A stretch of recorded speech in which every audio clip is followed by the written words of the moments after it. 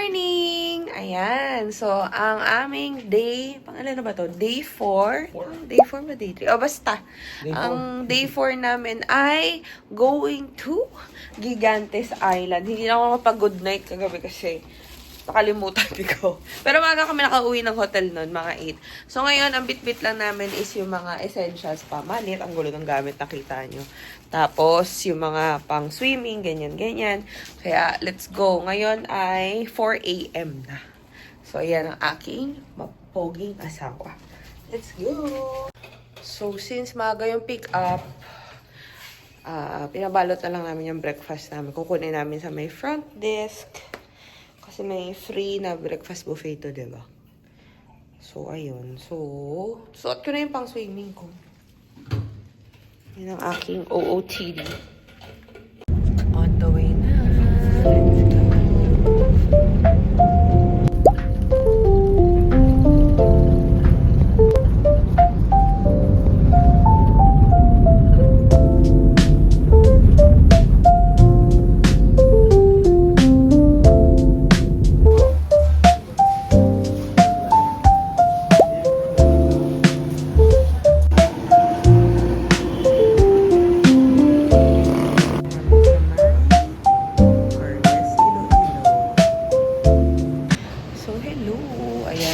Antok pa ako kasi ang aga ng pick up namin mga 4:15 o 4:20 kami na pick up. Tapos nakarating kami dito ng 7:30.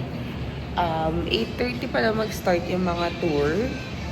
Kaya kakain muna kami. So good thing yung hotel namin, advice ko na magpapack meal dahil super aga nga ng pick up namin. So yun yung kakainin namin.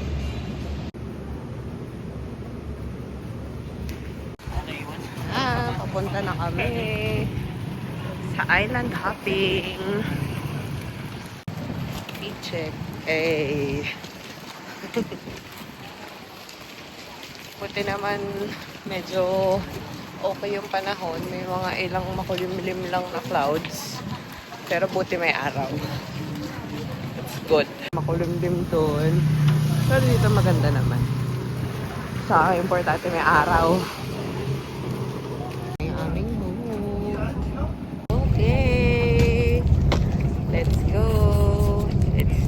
Sana maganda ang weather all the way.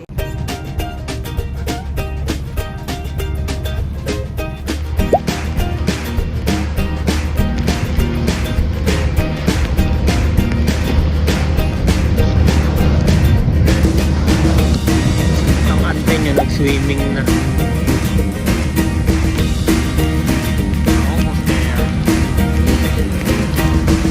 At Pulupandan Island.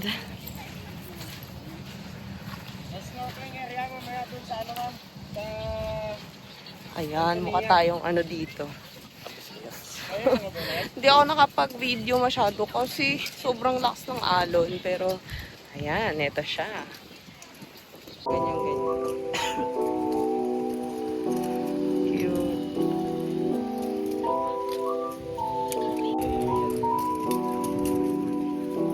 Ding.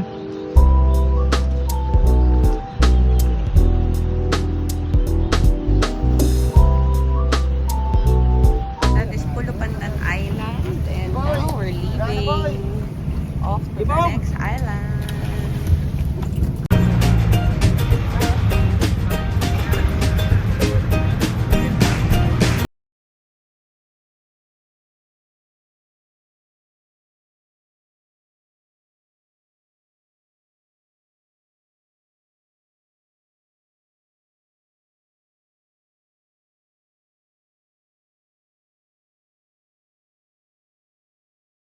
Welcome to Tangke Lagoon. Oh, ito na yun. Kaso nga lang wala talagang tubig. So, sayang. Mamaya pa daw yung mataas yung tubig eh. But, ganito siya. Ang ganda sana mag-swimming kasi malamig, malilim. Buting ko shot.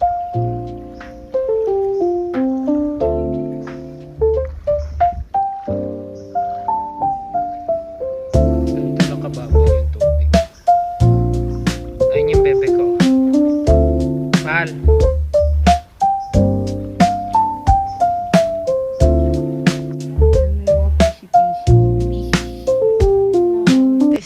Roque Lagoon. Sadly, konti lang yung tubig.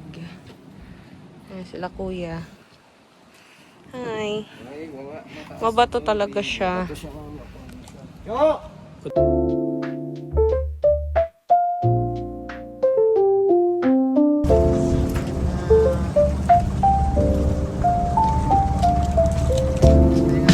Mga sunog. Sunog. Ako nasusunog. Ito namumula to eh. So, andito. Ang itim ko na. Andito kami sa... Saan ba to? Barangay something. Barangay something. Basta ito yung barangay ng may ng gigantes. Yan yung lunch. Lunch natin. Oh, seafood.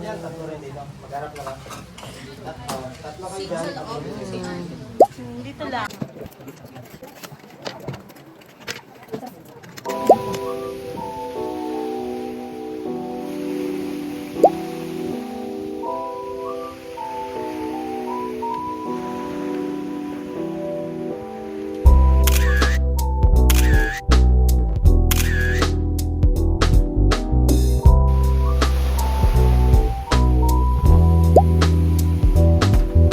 Pagod akong init.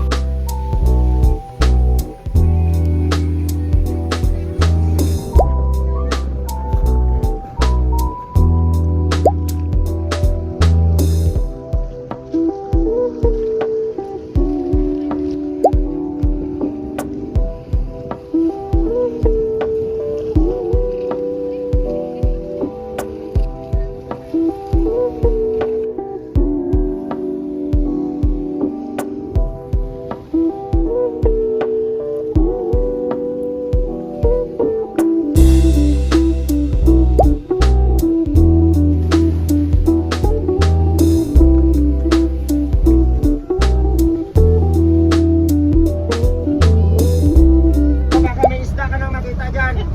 O di kaya pating. Nandun sa bandang dulo, mama, malakas yung karit doon. Dito lang na area. Then may crystal kaya, banana boat, jet ski. May mga pagkain din sila rito, kagaya ng mais kong yelo.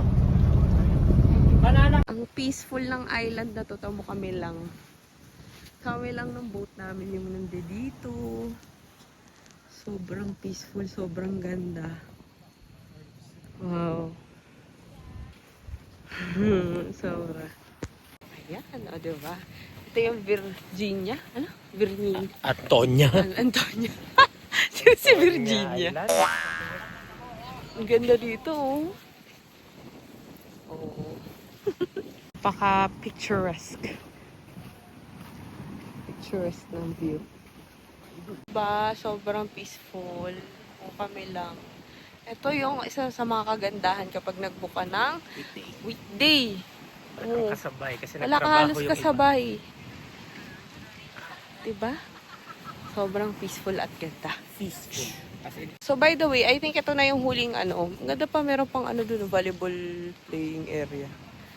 So I think ito na yung last na island before heading back sa port.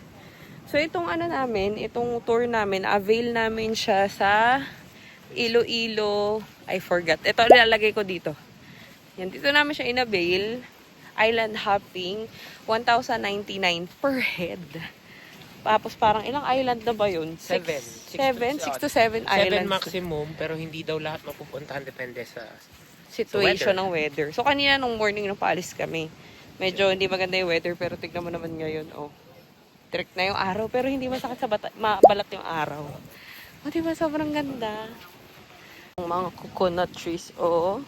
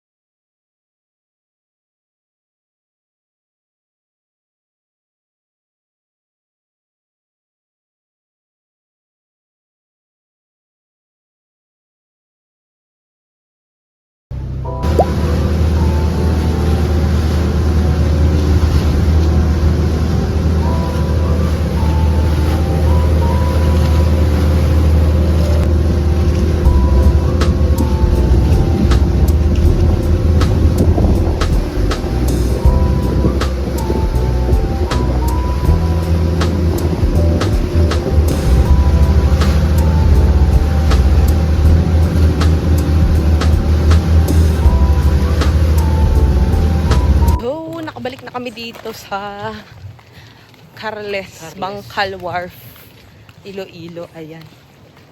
Ngayon, hindi namin alam kung sasakay ba kami basa ng van o maliligo kami dito. Kasi 3 oras yung biyahe. Feeling ko naman maliligo. Sana. So, alamin natin.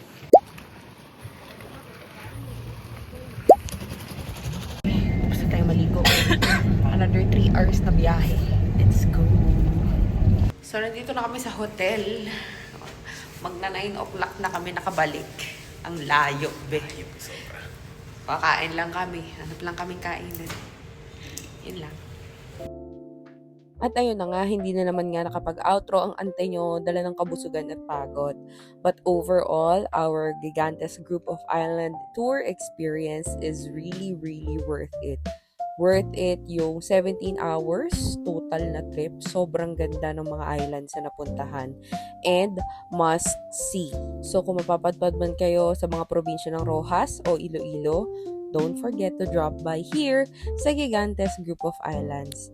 See it for yourself kung gaano kaganda ang Pilipinas. Oh, part 3 pa lang to. Meron pa tayong last part sa Iloilo City Tour. So, until my next vlog!